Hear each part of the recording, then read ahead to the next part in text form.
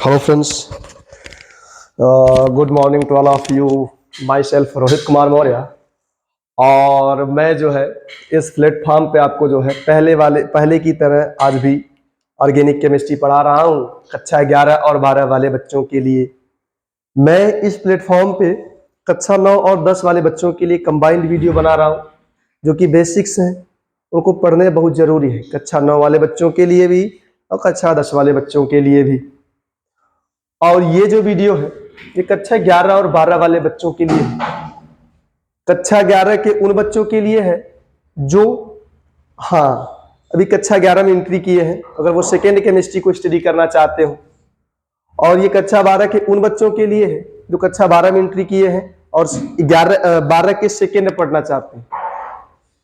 बगैर इसके पढ़े आप 12 का सेकेंड केमिस्ट्री अर्थात ऑर्गेनिक केमिस्ट्री नहीं पढ़ सकते हैं। तो आपको जो है ऑर्गेनिक केमिस्ट्री को बेहतर तरीके से पढ़ने के लिए इसको पढ़ना पड़ेगा। आप मेरे साथ केमिस्ट्री को पढ़िए नहीं, मजे से पढ़िए, ठीक है, एंजॉय कीजिए केमिस्ट्री को आप मेरे साथ। तो इसके पहले वाले वीडियो में मैंने लेक्चर 1 नंबर जो 6 था उसको 2 पार्ट में कैटेगराइज किया है, part number 1, part number 2। Part number 2 में मैंने जो है लास्ट वाले हेडिंग्स की बात करूं, मैंने पढ़ाया सजातीय श्रेणी के बारे में, क्रियात्मक समूहों के विषय में मैंने थोड़ी बहुत आपको जानकारी दी है।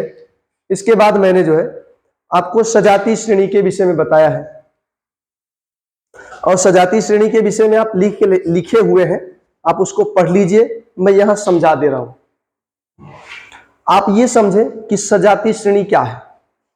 जो सजातीय श्रेणी है उसका नाम दिया गया है, मतलब किस आधार पर, अगर बहुत सारे यौगिक हैं और उसमें एक ही प्रकार का क्रियात्मक समूह पाया जाए, 2 या 2 से अधिक यौगिक रह जाए और उसमें अगर एक ही प्रकार का क्रियात्मक समूह आ जाए और उनको जो है अगर अरेंज कर दिया जाए, व्यवस्थित कर दिया जाए, ठीक है, अगर उनको व्यवस्थित कर दिया जाए तो उसी को क्या बोलते हैं, सजातीय श्रेणी। ठीक है, एल्किल समूहों के बढ़ते हुए क्रम में, जैसे मान लीजिए किसी में 1 कार्बन, किसी में 2 कार्बन, किसी में 3 कार्बन क्रियात्मक समूहों के साथ में, तो उसको क्या लिखा जाएगा, सजातीय श्रेणी। ठीक है।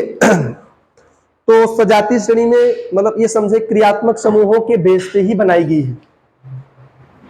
मैंने बताया था कि जो आपके कार्बोक्सिलिक अम्ल है, एल्डिहाइड है, कीटोन है, अल्कोहल है, एमीन है और इसके अलावा ईन है, जो आपने सुना है ईन, आइन, एन, ये सब भी क्रियात्मक समूह।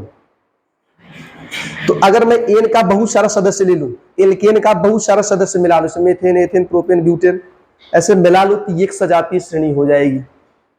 ऐसे में मैं अगर एल्कीन का ले लूं, जैसे एथीन, प्रोपीन, ब्यूटीन, पेंटीन, ऐसे मिला ले, बहुत सारे कार्बनिक यौगिक हो जाए और जिसमें एक ही क्रियात्मक समूह आया रहे, तो उसे आप क्या नाम देंगे कि सजातीय श्रेणी है। जैसे एल्काइन वाली बात कर लूं, एथाइन, प्रोपाइन, ब्यूटाइन, पेंटाइन, ये सब आ जाए तो वो एक मिला के क्या हो जाएगा, सजातीय श्रेणी। एल्कोहल का भी यही केस होगा, methyl alcohol, ethyl alcohol, propyl alcohol, butyl alcohol, ऐसा बढ़ता रहेगा तो ये एक सजातीय श्रेणी हो जाएगा। और हर सजातीय श्रेणी का नाम दिया, जैसे इसका नाम एल्केन बोल दिया पहले वाले का, दूसरे वाले का एल्कीन नाम दे दिया गया, तीसरे वाले का एल्काइन नाम दे दिया गया, चौथे वाले का एल्कोहल, पांचवें वाला मान लो कार्बोक्सिलिक अम्ल हो जाए, तो वो सारे के सारे सजातीय श्रेणी की कैटेगरी में आ जाएंगे। कार्बोक्सिलिक अम्ल के बहुत सारे मेंबर्स रहे। आपने सजातीय श्रेणी की विशेषताएं लिखी, ठीक है, सजातीय श्रेणी की क्या क्या विशेषताएं लिखा है। पहला विशेषता लिखा कि सजातीय श्रेणी के सभी सदस्यों को, जितने भी सदस्य हैं उनके लिए एक सामान्य सूत्र होता है। जैसे एल्केन के लिए CnH2n+2 होता है और एल्कीन के लिए CnH2n होता है, एल्काइन के लिए CnH2n-2 होता है, एल्कोहल के लिए भी होता है CnH2n+1 OH रहेगा। वही सेम फार्मूला है कार्बोक्सिलिक अम्ल का, CnH2n+1 COOH। यही सेम फार्मूला एल्किल हैलाइड का होगा, CnH2n+1 X, chlorine, fluorine, bromine, iodine, जो भी कर दें आप। क्लियर है। हाँ, तो एक सजातीय श्रेणी की कैटेगरी में काउंट किए जाएंगे सबका, पहला पॉइंट यही है कि सजातीय श्रेणी के सभी सदस्यों को आप एक सामान्य सूत्र के द्वारा दिखा सकते हैं। अगर कोई सजातीय श्रेणी है तो सबका एक सामान्य सा फार्मूला हो। और आपने ये लिखा है कि सजातीय श्रेणी के क्या लिखा आपने, सभी सदस्यों को ना, आपने लिखा है ना कि सजातीय श्रेणी के दो क्रमागत सदस्यों के मध्य में अणुसूत्र में CH2 का और उभार में 14 का अंतर आता है, यही लिखा है। और आपने लिखा है कि सजातीय श्रेणी के सभी सदस्यों को प्रायः एक सामान्य विधि के द्वारा बनाया जा सकता है। और आपने लिखा है कि सजातीय श्रेणी के सभी सदस्यों के भौतिक गुणधर्म जो है भिन्न भिन्न होते हैं, रासायनिक गुणधर्म क्या होते हैं, एक समान होते हैं।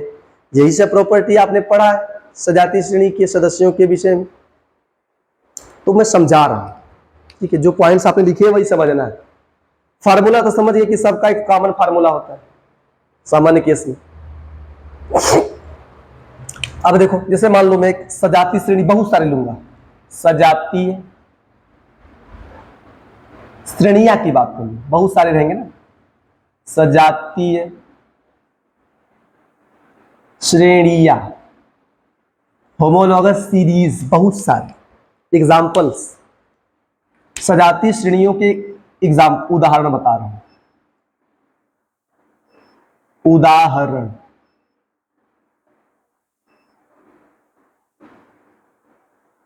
ठीक है, क्या एग्जाम्पल्स होंगे? पहला मैं बात करूं एल्केन, ध्यान दिया, जो पहला होगा ये एक है एल्केन, फर्स्ट।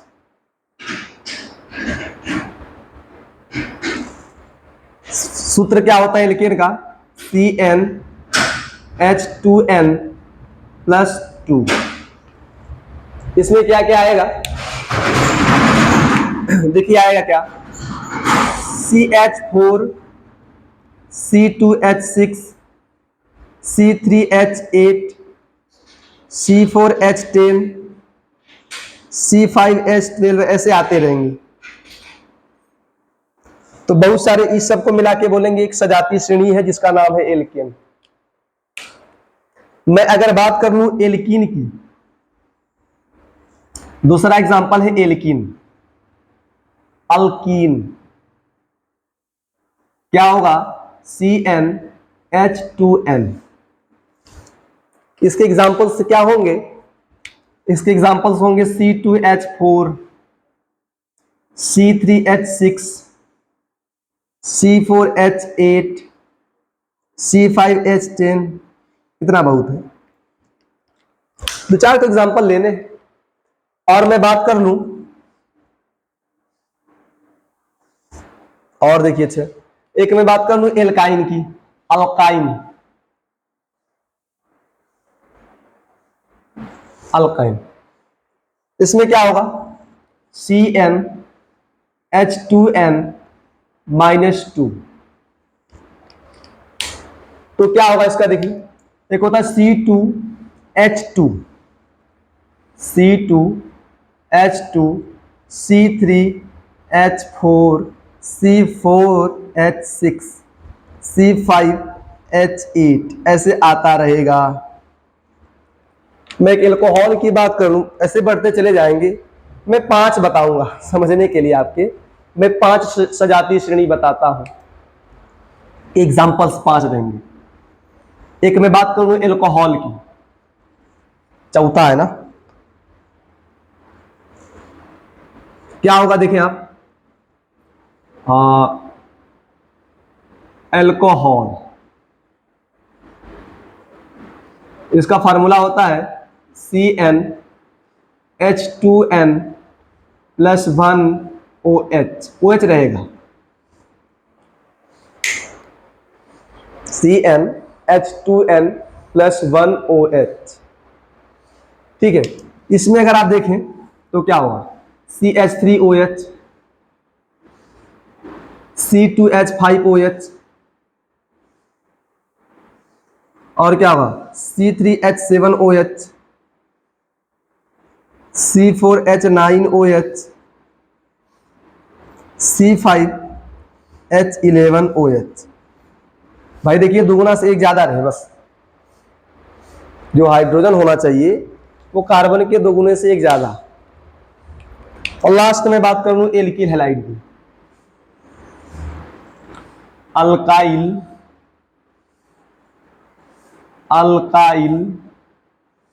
हैलाइड होगा क्या, CnH2n+1x, x मतलब हैलोजन।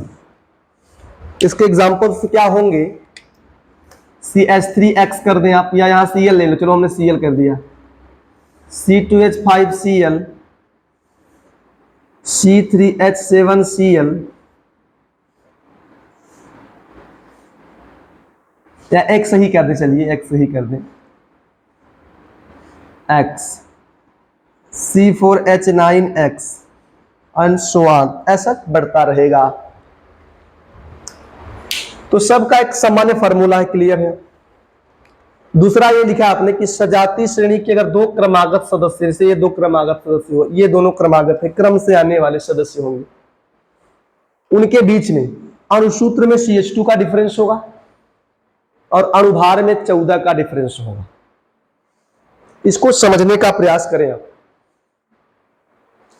जैसे क्या है ना, अगर आप इसमें जैसे CH4 है, अगर आपको एक सजातीय श्रेणी मिल गई है, सजातीय श्रेणी कोई है, और अगर आपको उसका एक सदस्य मालूम है ना, और अगर आपको सदस्यों की संख्या बढ़ानी है, जैसे 1 कार्बन का सदस्य, दूसरे कार्बन का सदस्य, 3 कार्बन का सदस्य, 4 कार्बन का सदस्य, ऐसे सदस्यों की संख्या बढ़ानी रहे ना, तो आप क्या करें, उसमें CH2 जोड़ते चलिए। एक मिला है, उसमें CH2 जोड़ा, अगला सदस्य, फिर CH2 जोड़ा, फिर अगला सदस्य, CH2 जोड़ने के साथ जो है सदस्यों की संख्या बढ़ती चलती है या बढ़ती जाती है। देखिए कैसे, जैसे अगर आपका ये CH4 है, इसमें अगर हम ना CH2 जोड़ दें तो क्या होगा, देखो कार्बन C2, 4 और 2 कितना होगा, 6। अगर मैं इसकी बात करूं, वही सेम पैटर्न, CH2 जोड़ो इसमें, क्या C2 और C3 हो जाएगा, H6 H2 क्या हो जाएगा, H8। इसमें भी वही हाल होगा, देख लीजिएगा, इसमें भी वही हाल होगा। अणुसूत्र में किसका डिफरेंस है, CH2। तो जब CH2 है तो इसका भार कितना होगा, कार्बन का 12 और H का 2, 12 2 कितना होगा, 14। तो भार में कितने का डिफरेंस आएगा, 14U का लिख दो, 14U।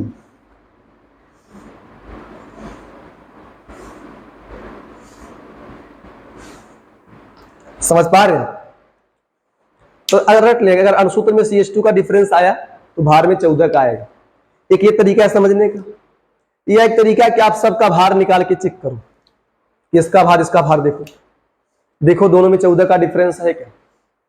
मैं एक आध खुद लिख ले रहा हूं एग्जांपल्स, ठीक है, मैं सब नहीं समझा पाऊंगा इस तरीके से, बाकी सब में अप्लाई कर लीजिएगा। जैसे मान लो ये कार्बन का 12, 12 4 16, इसका भार 16 है, 12 दूना 24 और 24 36, तो आप 16 में 14 जोड़े कितना आएगा, 16 में अगर आप 14 को जोड़े कितना आएगा, 30 आएगा। मैं अगर इसकी बात करूं अगला वाला, तो 12 यही 36, 36 और 8 कितना आएगा, 44, जोड़ लो 30 में 14।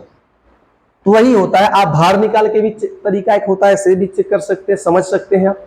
या तो ये तरीका देखो कि अणुभार में, अणुसूत्र में CH2 का डिफरेंस है, अणुभार में 14 का डिफरेंस होगा। मैं इसकी बात कर लूं अगले वाले की, इसमें आप क्या पा रहे हैं, वही सेम कैटेगरी, इसमें CH2 लगा दो, तो C2 और C3, H4 H2 H6, फिर लगा दे CH2, C3 और C4, H6 H2 H8। मैं यहां बात कर लूं CH2 का, फिर लगा दो C4 और C5, H8 H2 H10। और भार में तो 14 का डिफरेंस होगा, भार में कितने का डिफरेंस होगा, 14 का। निकाल के भी, एक आध में निकाल के भी दिखा देना, इसका भी एक आध निकाल के दिखा दूंगा, बाकी सारे के सारे को नहीं निकाल पाऊंगा, सभी आर एग्जांपल्स। अब देखें आप, कार्बन का 12 दूना 24 और 24 और 4 कितना होगा, 28। मैं लिख दे रहा हूं उसको, पहले का 28 होगा और दूसरे का 12 3 36, 36 और 6 कितना होगा, 42। 28 में 14 जोड़िए, होगा ना 42। इसकी देख लो, 12 चौक 48, 48 और 8 कितना होगा 56, कितना होगा 56। जोड़ लो 14 इसमें, आ रहा है ना, आएगा। बस आपको समझना, इसको रटना भी नहीं है आपको, लेकिन सजाती श्रेणी को समझाने के लिए मैंने ये सब लिखी है बातें। अगर मैं इसकी बात कर लूं तो वही सेम कैटेगरी यहां भी अप्लाई करें, सेम फार्मूला लगा दो, CH2 C2 और C3 H2 और H2 H4 CH2, 3 1 4 और 4 और 2 कितना हो गया 6। यहां देखिए आप 4 1 5 और 6 2 8 हो गया। भार भी इसी डिफरेंस कर ले आप, 14 का आएगा, ये क्लियर है, 14 का आएगा। डिफरेंस किसका रहेगा 14U, यहां भी 14U कर लेंगे आप, 14U।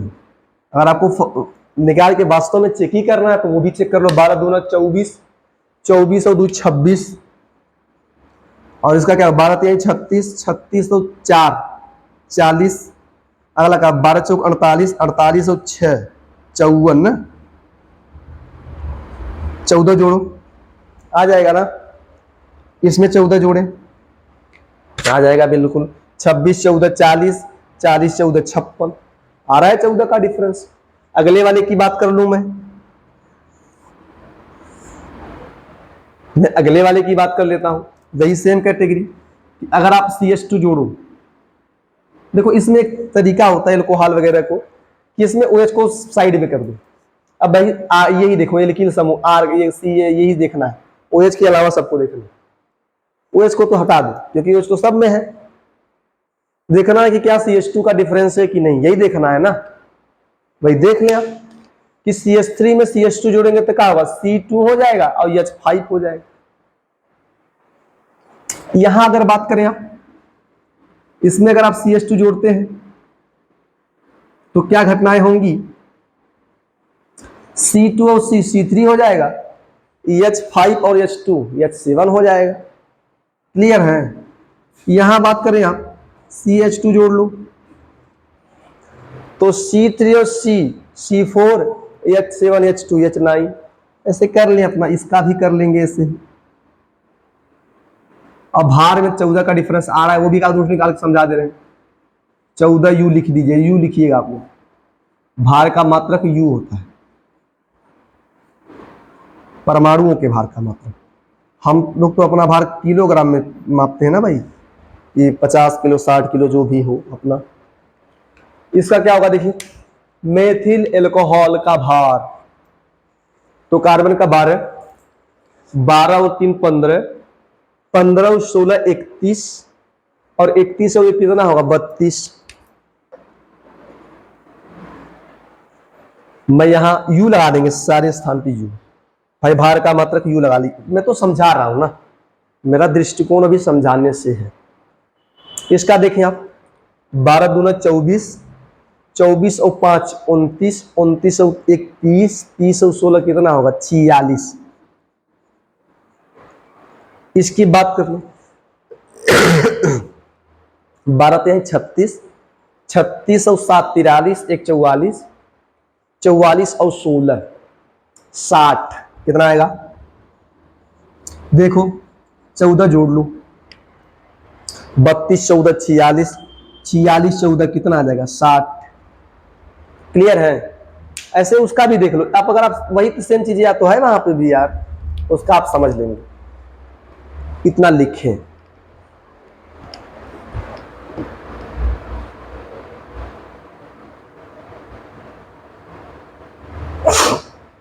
फटाफट लिखे आप लोग। इसके बाद मैं पढ़ाऊंगा आपको कार्बनिक यौगिकों के वर्गीकरण के बारे में, क्लासिफिकेशन ऑफ ऑर्गेनिक कंपाउंड्स। वो पढ़ाने के बाद फिर मैं आगे बढ़ूंगा।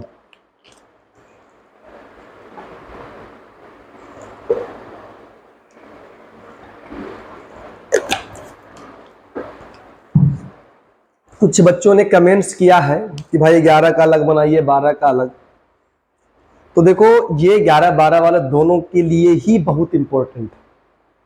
और समय इस समय मेरे पास ज्यादा नहीं है, समय न होने की वजह से मैं जो है 11-12 का कंबाइंड वीडियो बना रहा हूं और 9-10 का कंबाइंड वीडियो, जो कि दोनों के लिए बहुत इंपॉर्टेंट है। सीखना तो चाहिए ही चाहिए। हाँ, ये पढ़ाने के बाद मैं देख रहा हूं 15-16 तारीख के बाद से मैं जो है कक्षा 11 के अलग वीडियोस बनाऊंगा, कक्षा 12 के अलग बनाऊंगा, कक्षा 9 के अलग, कक्षा 10 के अलग, सेपरेट वीडियो बनाने का प्रयास मेरा रहेगा। लेकिन अभी नहीं, 15-16 के बाद से प्रयास करूंगा मैं, तभी थोड़े समय मिलेंगे। अभी मैं तो खाली नहीं हूं अभी। हाँ, इसको छापे फटाफट, मिटा दे रहा हूं। हाँ? अरे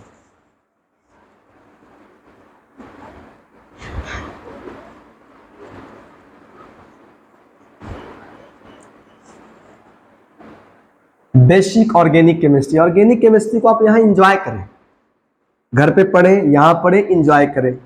और कुछ भाई एंजॉय कब नहीं करेंगे, जब समझ ही नहीं आएगा। अगर आपको समझ में आ रहा है तो एंजॉय ही करना है ना, पढ़ना है, एंजॉय करना है।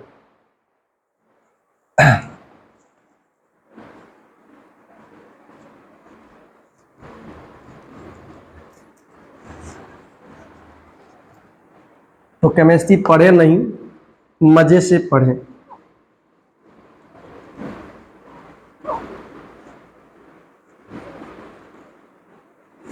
देखिए अच्छा, अब हम बात करते हैं कार्बनिक यौगिकों का वर्गीकरण। ठीक है, कि कार्बनिक यौगिक कितने टाइप के हो सकते हैं, संतृप्त, ऐसा कुछ ना। देखिए कार्बनिक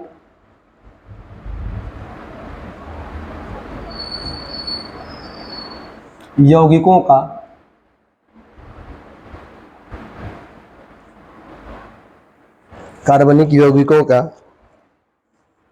वर्गीकरण।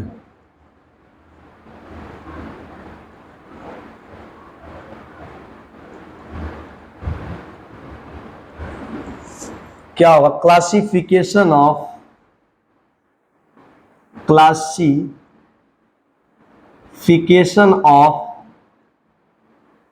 ऑर्गेनिक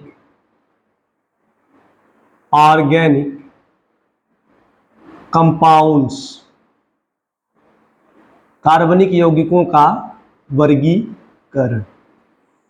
देखो कार्बनिक यौगिकों को सबसे पहले दो कैटेगरी में बांटा गया है, एक खुली श्रृंखला का कार्बनिक यौगिक, एक बंद श्रृंखला का कार्बनिक यौगिक। ध्यान दें आप,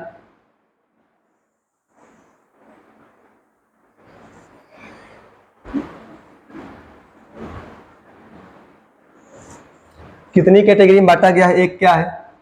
एक है खुली श्रृंखला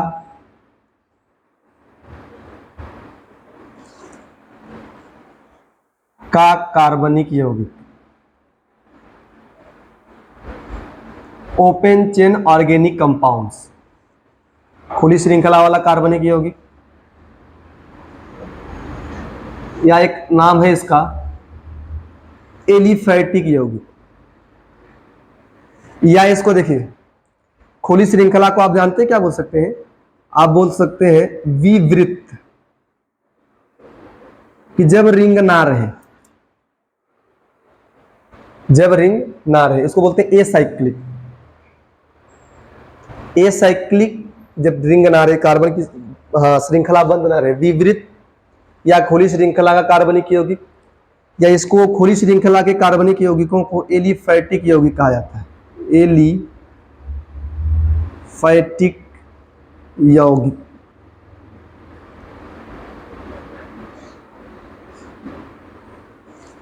ठीक है, इनको दो कैटेगरी में बांटा गया है, दो कैटेगरी में स्टडी करें आप। क्या है? एक है, इसमें भी दो कैटेगरी है कि मान लो खुली श्रृंखला है तो कैसे हो सकती है? वो सीधी श्रृंखला हो सकती है,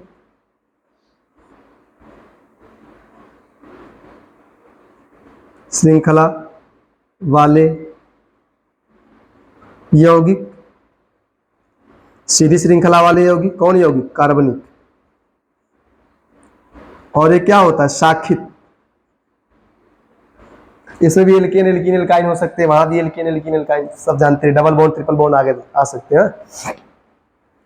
शाखित श्रृंखला वाले यौगिक। यहाँ क्या है? शाखा वगैरह बिल्कुल नहीं पाई जाएगी, यहाँ शाखाएं पाई जाएंगी। यहाँ ये बात नहीं कि डबल बॉन्ड ट्रिपल बॉन्ड, यहाँ भी हो सकता है, यहाँ भी हो सकता है, कोई दिक्कत नहीं है। बस इसको मोटे मोटे तरीके में दो कैटेगरी में बांटा गया है, मोटे मोटे तरीके से, कि सीधी श्रृंखला वाले यौगिक और शाखित श्रृंखला वाले यौगिक। और अगले क्या होते हैं आपके? एक होते हैं बंद श्रृंखला वाले, बंद श्रृंखला वाले या समवृत्त, मतलब जिसमें साइकिल हो, रिंग हो, यौगिक। बंद श्रृंखला वाले या समवृत्त यौगिक। एनसीईआरटी में आप लिख सकते हैं ना, साइक्लिक कंपाउंड्स। हाँ, दोनों का अंग्रेजी एक ही होगा, साइक्लिक कंपाउंड्स। यहाँ तो कई नाम होगा, हाँ, ए साइक्लिक या ओपन साइकिल, या कैसे ओपन चेन ऑर्गेनिक कंपाउंड्स या एलिफेटिक कंपाउंड्स। ये क्या होगा? Cyclic compounds. चक्रीय यौगिक, चक्रीय भी कह दें, बंद चक्रीय या बंद श्रृंखला वाले या समवृत्त यौगिक, अंग्रेजी एक ही है। हाँ, इसको आप, हाँ ऐसा कह रहे, इसको बता रहा हूं, जो समवृत्त ना, बता रहा हूं,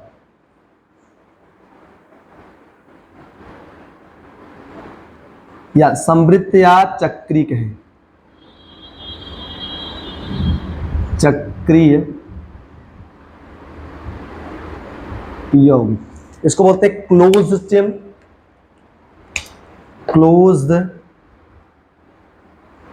चेन, जब कार्बन की संख्या श्रृंखला बंद रहे, या इन दोनों का क्या होगा? Cyclic compounds.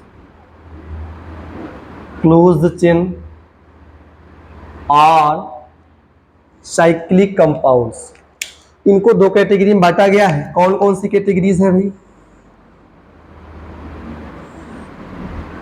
एक है एलिसाइक्लिक,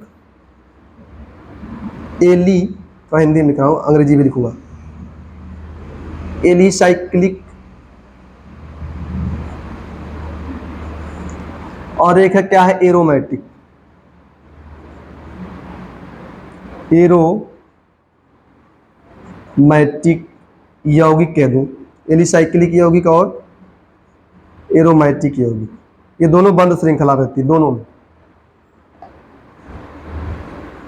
सारे के सारे ऐसे यौगिक, सभी ऐसे यौगिक जो एरोमेटिक नहीं होते हैं, भाई ध्यान दें, बंद श्रृंखला में, ये एलिसाइक्लिक कहने के लिए श्रृंखलाएं बंद होनी चाहिए, और ये भी कहने के लिए श्रृंखलाएं बंद होनी चाहिए, क्लोज्ड चेन होना चाहिए। तो क्लोज्ड चेन वाले ऐसे यौगिक जो एरोमेटिक नहीं होते, वो क्या होते हैं? एलिसाइक्लिक। मैं आपको ज्यादा फोकस इस पे कराऊं कि पहचान लो, अगर ये नहीं है तो ये होगा ही करेगा, जाहिर सी बात, आप इसको पहचान। ये भी क्या होते हैं? एलिसाइक्लिक भी समचक्री हो सकते हैं। क्या हो सकते हैं? समचक्री। और क्या हो सकते हैं? विषम चक्री,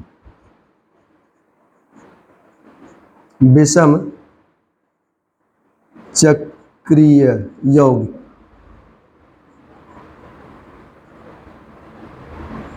विषम चक्रीय यौगिक। समचक्रीय यौगिक जानते क्या होंगे? कि लिख सकते हैं आप लोग कि जब बंद श्रृंखला में केवल कार्बन और हाइड्रोजन रहे, हाइड्रोजन रहा भी करता है, केवल कार्बन लिखे। बंद श्रृंखला में मैंने बताया था ना, एच को नहीं दिखाया जाता। आप लिख लें कि जब बंद श्रृंखला में बंद श्रृंखला में केवल कार्बन पाया जाए, केवल कार्बन लिख रहा हूं, वह एच भी लिख रहा हूं, एच उपस्थित हो।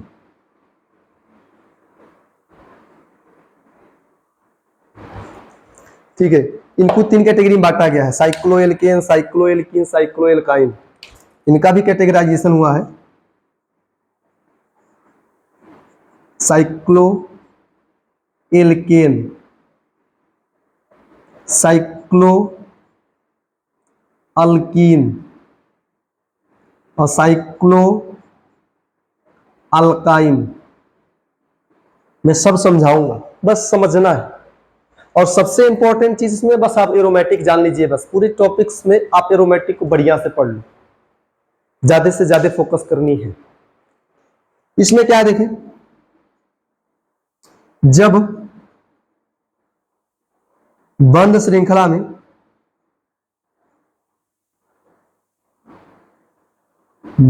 श्रृंखला में कार्बन व एच के साथ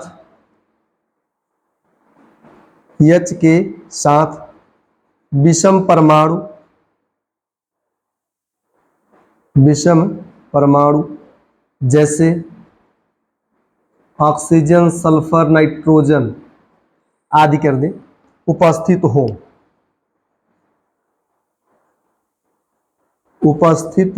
तो उन्हें क्या कहा जाता है?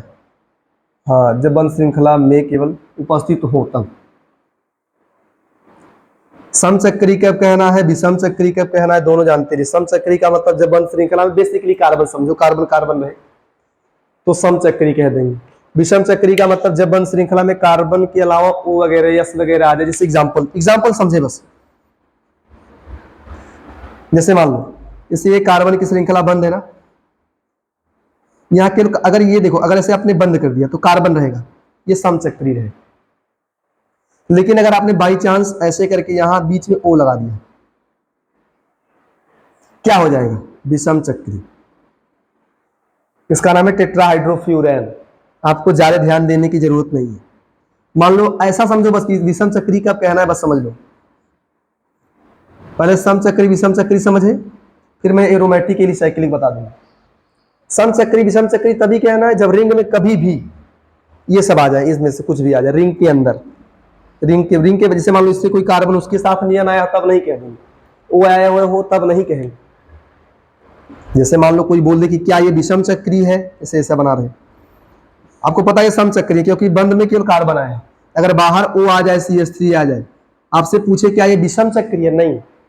विषम चक्री होने के लिए इन सब परमाणुओं को, विषम परमाणुओं को रिंग के अंदर आना पड़ेगा, एक कंडीशन है। ठीक है, चलिए समझिए बस आप लोग। और एक वो है एरोमेटिक। एरोमेटिक को बांटा गया है 3 कैटेगरी में। बेंजीनॉइड, बेंजीन युक्त, बेंजीनॉइड यौगिक, एक है नॉन बेंजीनॉइड यौगिक। और ये दोनों कैसे हैं देखिए, ऐसा लिखें ज्यादा बढ़िया रहेगा।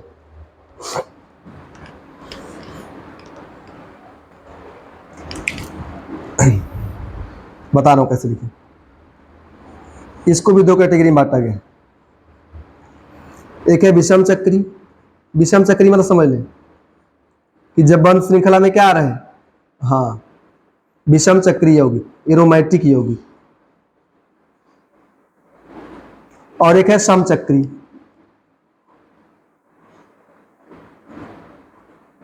विषम चक्री यौगिक और समचक्री यौगिक लिख लेंगे आगे।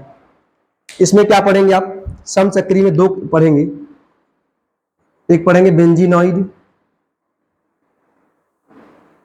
यौगिक और एक क्या पढ़ेंगे? नॉन बेंजीनॉइड यौगिक। मैं समझा रहा हूं, मेरा मुख्य फोकस इसी पर होगा। मैं लिखवाऊंगा नहीं, बस इसको अलग समझा दूंगा, बस हो जाएगा। आपको सब मैं एग्जांपल से देके समझा दूंगा। बाकी बुक वगैरह पढ़ें यार, ठीक है, लिखें। दिख रहा है कि नहीं आपको?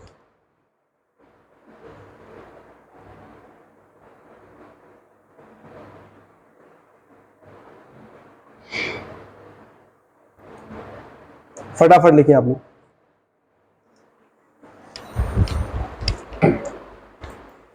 लिखिए, बस मैं आपको ये समझा दूंगा बस। हाँ, उसको मैं थोड़ा सा और बेहतर तरीके से आपको बताने का प्रयास करूंगा कि एरोमेटिक कैसे पहचानना है। एरोमेटिक कैसे पहचानना है। एरोमेटिक जितने भी हैं, पहली बात रट लो कि बंद श्रृंखला होनी चाहिए। एलिसाइक्लिक दिख रहा है कि साइकिल मतलब बंद श्रृंखला होनी चाहिए, एरोमेटिक में भी बंद श्रृंखला होनी चाहिए। पहला कंडीशन यही है। अब उसके बाद वाले क्या कंडीशन वो भी समझाऊंगा मैं। लिखो, संकर होकर सब पता है आपको ना।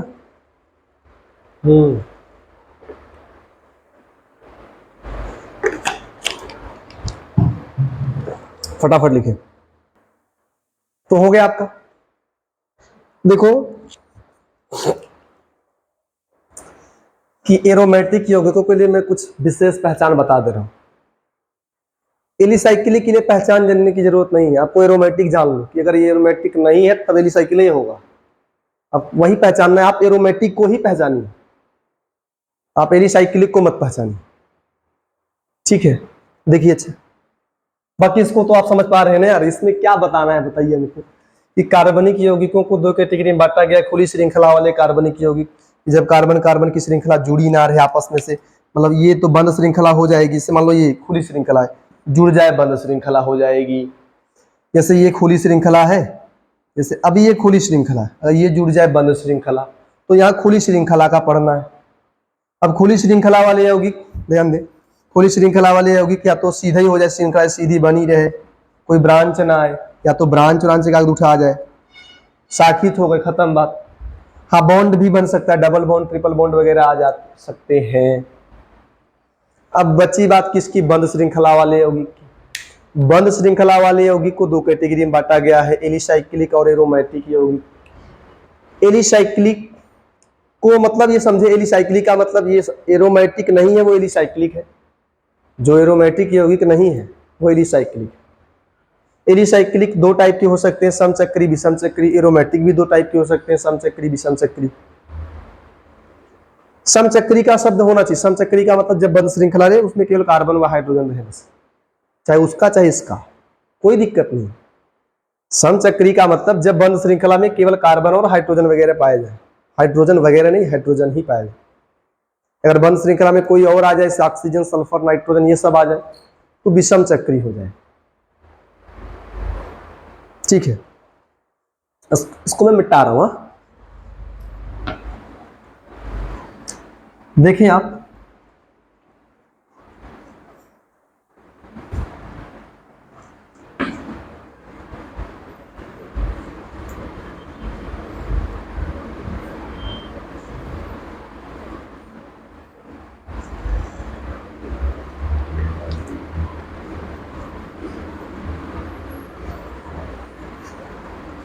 देखिए ध्यान से।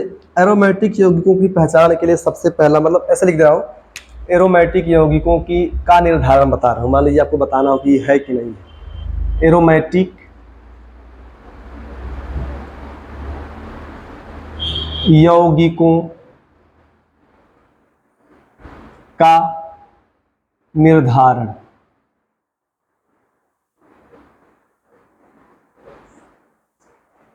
पहला ये है कि यौगिक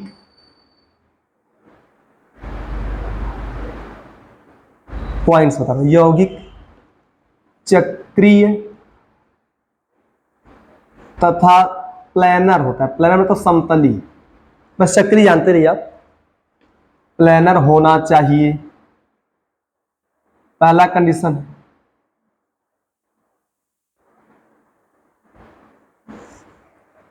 और यौगिक में लिख सकते हैं, चक्रीय यौगिक में जो बंद श्रृंखला है, चक्रीय यौगिकों में, चक्रीय यौगिकों में sp2 व sp संकरण, या तो sp2 या तो sp संकरण पाए जाने चाहिए। संकरण पाए जाते हैं या होने चाहिए, कह सकते हैं संकरण होने चाहिए।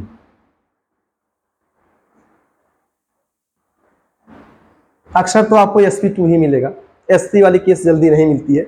बस ये जान लो कि अगर sp3 रहे तो नहीं रहेगा। कोई भी बंध श्रृंखला में ऐसा कार्बन रहे जिसमें sp3 संकट किसी में भी पाया जाए तो बोलो कि अब ये नहीं हो सकता या एरोमेटिक। एरोमेटिक होने के लिए sp2 मतलब कि सारी कंडीशन से पता नहीं कि sp2 रहे तो हो जाए। अगर sp2 संकट होगा वो एरोमेटिक हो ही जाए ऐसा कोई फिक्स नहीं है। मतलब एक है कि होगा, अगर sp2 हुआ तो होने का चांस है।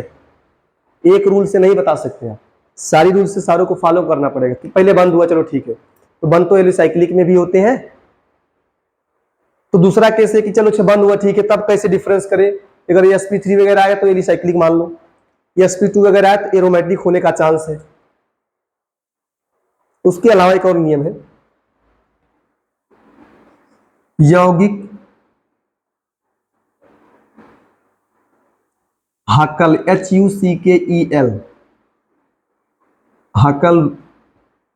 हकल्स रूल कह दो, हकल्स रूल का अनुसरण करना चाहिए। अनुसरण फॉलो ना करना, चक्री हो गया, ये हो गया, इसके बाद देखो हकल्स रूल है लास्ट ना, करना चाहिए।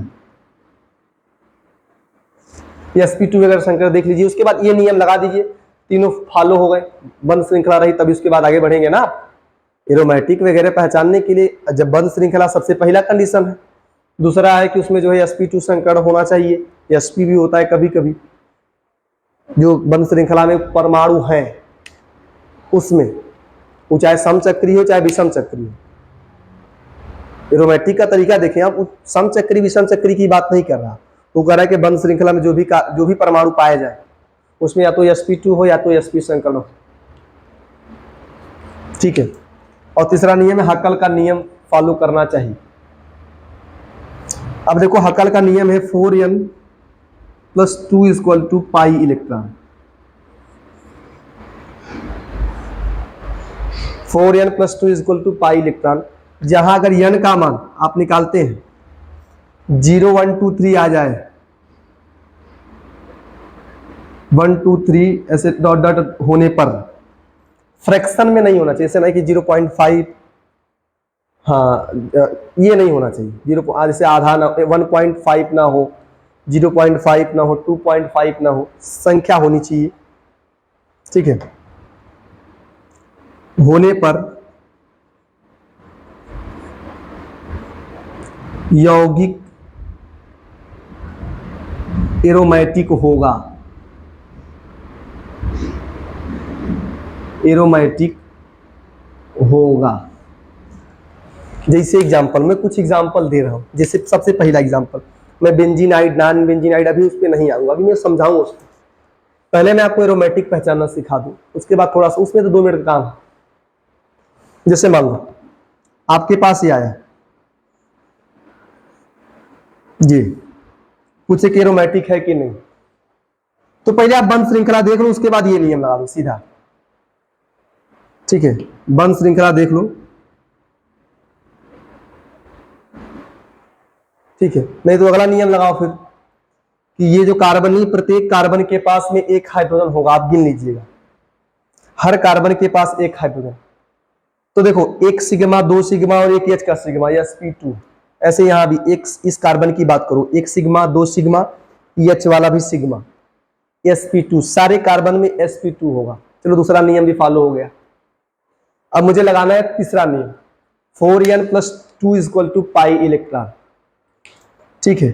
तो 4n, n का मान ही निकालना है और 2 वैल्यूज दी गई, बस पाई इलेक्ट्रॉन की संख्या गिनी, जितना पाई बॉन्ड हो उसका, भाई एक बॉन्ड में 2 इलेक्ट्रॉन होते हैं, लेकिन आपको सिग्मा बॉन्ड के, सिंगल बॉन्ड के इलेक्ट्रॉन नहीं जोड़ने, पाई, हाँ जो डबल बॉन्ड वाला होगा उसमें एक पाई बॉन्ड, एक सिग्मा बॉन्ड होता है, उसमें पाई बॉन्ड के इलेक्ट्रॉन जोड़ने हैं। तो एक पाई बॉन्ड में भी 2 इलेक्ट्रॉन, तो 3 पाई बॉन्ड है, कितना इलेक्ट्रॉन होंगे? 6। मैं लिख दे रहा हूं यहां 6 पाई इलेक्ट्रॉन होंगे। तो देखो क्या 6 पाई इलेक्ट्रॉन जिनमें पाया जाए वो एरोमेटिक हो सकते हैं। लगा लो नियम, 4n+2 = 6 पाई कर दे रहा हूं, 6 इलेक्ट्रॉन कर, अब नहीं लिखना है बार बार, 6 पाई इलेक्ट्रॉन हो गया ना 6।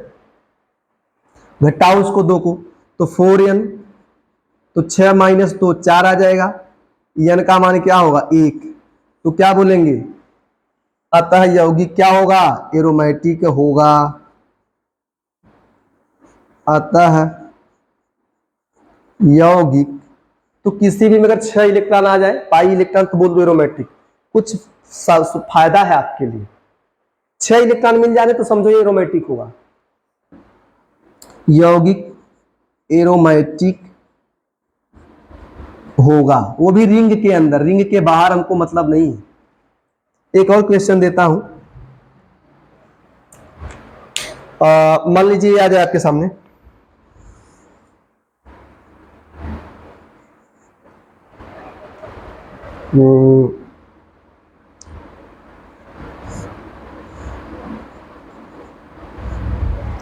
क्या ये एरोमेटिक होगा। एक और एग्जांपल देता हूं,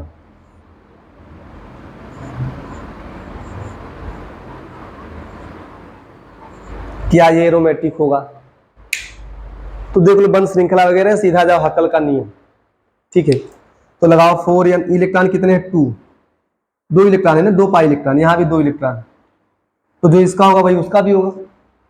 तो 4n plus 2 is equal to 2, तो 4n क्या होगा, 2 माइनस 2 जीरो, n का वैल्यू भी क्या आएगा 0। तो n का वैल्यू 0 होने पर भी यौगिक क्या होता है, एरोमेटिक। ये भी एरोमेटिक होगा, एरोमेटिक, ये भी क्या होगा आपका, एरोमेटिक, ठीक है। लिखिए इसको इतना, तो मैं बताऊंगा आगे।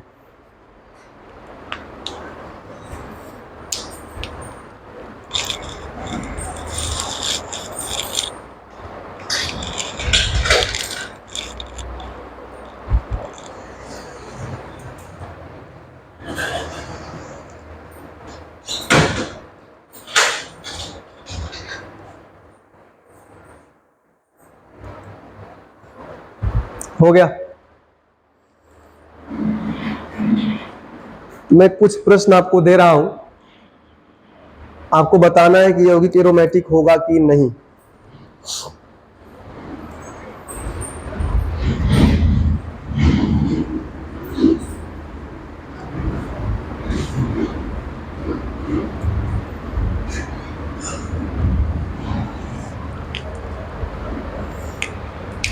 चौथा प्रश्न होगा,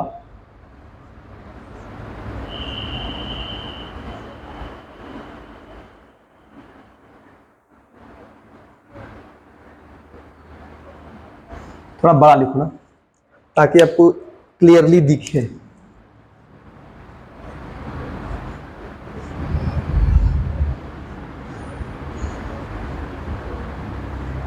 पांच क्या होगा,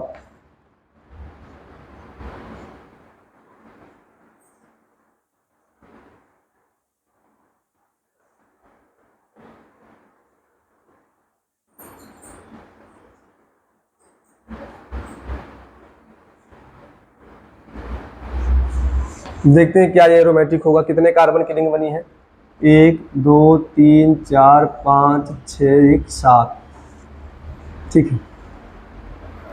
एक और है,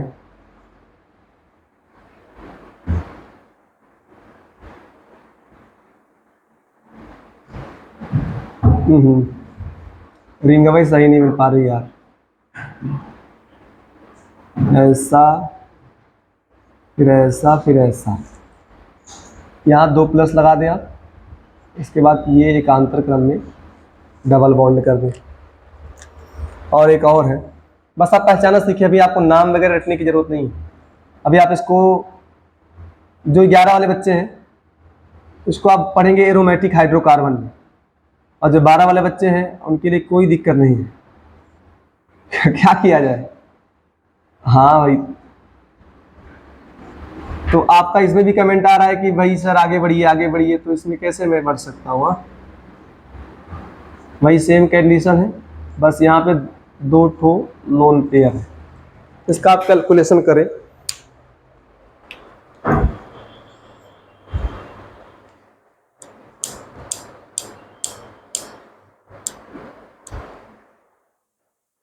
इसका बॉन्ड यहाँ लगा दें, ये कंपाउंड है।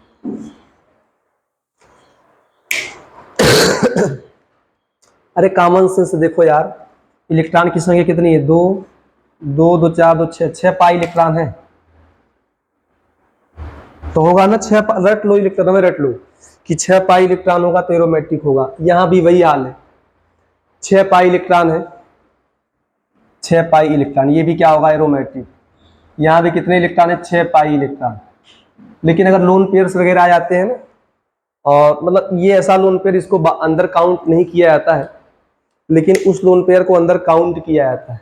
कुछ ऐसे रट लें जिनका लोन पेयर काउंट करते हैं, एक ये है और एक ये भी रहेगा आपका, इसका लोन पेयर जो है अंदर काउंट किया जाता है।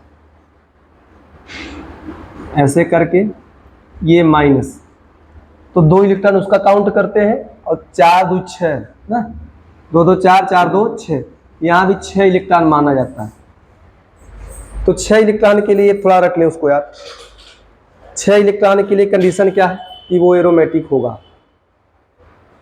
अगर कभी ऐसा आ जाए ना 4 इलेक्ट्रॉन का कंडीशन क्या होगा, इसका मैं निकलवा रहा हूँ। ये 10 इलेक्ट्रॉन वाला है। अच्छा पहले इसको निकलवा के फिर मैं 4 वाला बताऊँ कि 4 इलेक्ट्रॉन आने पर क्या कंडीशन होगी। तो 6 का जानते हैं आप कि 6 इलेक्ट्रॉन आ गया तो एरोमेटिक होगा, एन का वैल्यू 1 आएगा। 2 इलेक्ट्रॉन वाले भी एरोमेटिक होंगे, इतना क्लियर है आप। ऐसी कुछ चीजें बढ़िया से लिख के समझें। देखो इसका क्या होगा, 4n + 2 = क्या, 10 घटेगा तो 8 हो जाएगा। n का मान कितना आएगा, 2 आएगा ना। तो जब n का मान 2 तो 2 के लिए एरोमेटिक होगा ना। अतः यौगिक एरोमेटिक होगा, एरोमेटिक होगा। मैं आपको एक कंडीशन दे रहा हूं, अगर कभी इलेक्ट्रॉन कितने आ जाए, 4 वाला, थोड़ा सा बस वही बताने के बाद मैं वीडियो को स्टॉप कर दूंगा। और बाकी बेंजीनॉइड्स वगैरह के विषय में अगले वीडियो में चर्चाएं करूंगा। उससे पहले आप इसको बढ़िया से रिवाइज करते रहें। आप जो है देखिए इसको कि क्या ये एरोमेटिक है कि नहीं। तो नियम क्या होगा, 4n, यहां इलेक्ट्रॉनों की संख्या 4 है, तो क्या लिखेंगे, 4n + 2 = 4 इलेक्ट्रॉन। घटा दीजिए आप, क्या होगा, 4n = क्या होगा, 2 हो जाएगा, और n का मान क्या आएगा, 2/4, अर्थात 1/2। ये फ्रैक्शंस वगैरह में आ जाएंगे तो बोलेंगे यौगिक एरोमेटिक नहीं होगा, और 4 के लिए फ्रैक्शन में आना ही है। मैं बात कर लूं, अगर ऐसी कंडीशन वगैरह आ जाए और एक ऐसा आ जाए, तो यहां भी इलेक्ट्रॉन को 4 काउंट किया जाता है, 4 इलेक्ट्रॉन, 2 बाहर का 2 अंदर का, तो ये यौगिक भी एरोमेटिक नहीं होगा। आज के लिए इतना ही, बाकी जो है चर्चाएं अगले वीडियो में की जाएंगी।